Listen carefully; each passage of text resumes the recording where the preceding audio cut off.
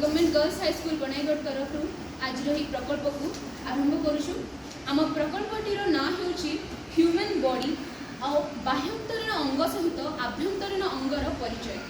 तेबे आम प्रकल्प को प्रस्तुत करने कौन कौन आवश्यकता होती और केते दिन समय लगी अनुरोध करुँची मो साथी भूणी भूमिशा व्याख्या करें। यही प्रोजेक्ट आम बनवाई cardboard, colouring paper, sketch pen व्यवहार करूँ। यह आमको 2 दिन समय लगी बनवा। तेबे आसतु आम द्वारा प्रस्तुत यही प्रकल्पटी को किपरि आम व्याख्या करुचु ताहा आपण उपभोग करतु। प्रथमेतः यही प्रकल्प आमर बाह्यंतरीण अंग भाव आम दर्शेचु मनुष्यर चर्म तथा आखि तथा कान नाक पाटी जहाँ आम समस्ते जानिछु। ह्यूमन बॉडी तार बाहर चर्म ता सहित ता भीतर अंश अच्छी मसल्स। मसल्स माने मांसपेशी मांसपेशी यह द्वारा आमर बाह्यतम चर्मर अंशटी सुरक्षित भाव रही है। भीतर मांसपेशी सक्रिय और शक्त रहा द्वारा ही आम कार्यक्रम कर आमर प्रत्येक समय रक्तर प्रवाहित द्वारा मांसपेशी साधारणतः लाल देखा जाए। ता परवर्ती समय अच्छी आमर नर्वस सिस्टम बा स्नायुतंत्र। यही नर्वस सिस्टम माने मुझे जदि मोर साथी भौणी को टिके चिमुटी देवी तेबे से निश्चय भाव में प्रतिक्रियाशील रही। कारण यह द्वारा आम यह जापर जे आम सदा सर्वदा शोई जदि मशाटी चाबी दूसरी हाथटी से आपे आपे चली जाए। कारण आमर नर्वस सिस्टम से सक्रिय रही है। नर्वस सिस्टम माने आमर मस्तिष्क, पश्च मस्तिष्क, अग्र मस्तिष्क और मध्य मस्तिष्क सहित जड़ित स्पाइनाल कॉर्ड बा सुषुम्ना कांड द्वारा ही आमर स्नायुतंत्र समस्त पटे विखरित हुई बा प्रसारित हुई रही अछि। किंतु नख तथा केश को छाड़ी आमर स्नायुतंत्र चारिआडे प्रसारित हुई रही अछि। ता परवर्ती समय आमर आसुची सर्कुलेटरी सिस्टम। यार अर्थ शिरा प्रशिरा धमनी जहाँ द्वारा रक्तर प्रवाहित हो पाई था। यही शिरा प्रशिरा तथा धमनी द्वारा आम प्रतिदिन आमर रक्तर प्रवाहित होउछि तथा आम जो वेन कहूचे वेन को काटिदेला मात्रे सेठर ब्लड बा रक्तर प्रवाहित हो पारुछि। यही शिरा और प्रशिरा द्वारा आमर धमनी रे अम्लजान जनित रक्त एवं शिरा रे अंगारकाम्ल जनित रक्त प्रवाहित होता है। ता परवर्ती समय आमर आसुछि यही पंजरा हाड़ जहाँ मोर ये साथी भौणी व्याख्या करेंगे। यहाँ हूँ पंजरा हाड़ जहाँकि फुसफुस को सुरक्षा प्रदान करता है। और जिते बड़े आम निश्वास लेथाऊ फुसफुस जो फुली जाए जिते बड़े पंजरा हाड़ माने साहाय्य करता है सुरक्षा प्रदान।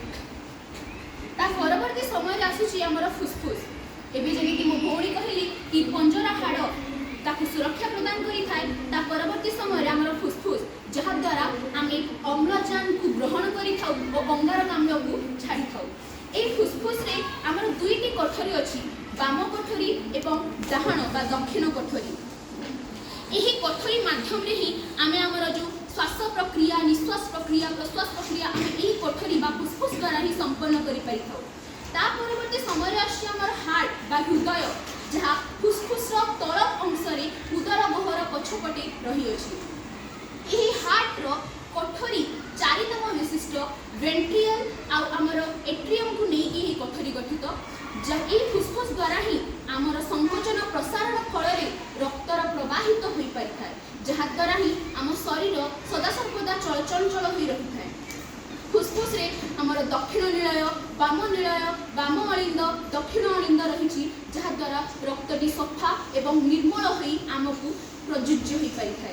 ता परवर्ती समय अच्छी आमर पाकस्थली जहाँ कि आमर खाद्य नली सहित जड़ित हो रही अछि एवं उदर गहर तथा आमर ग्रसनी सहित मध्य पाकस्थली जड़ित।